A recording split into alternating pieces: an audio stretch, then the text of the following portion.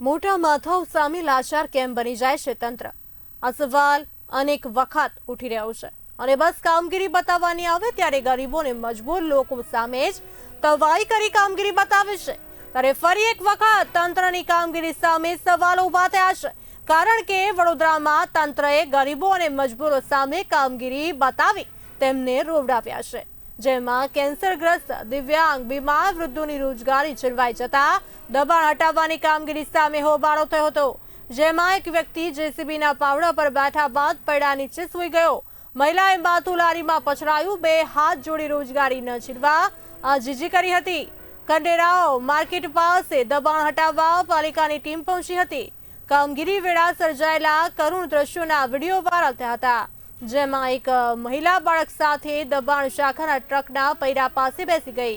કામગીરી સમયે ત્યાં હાજર બાળકો પણ રડવા લાગ્યા।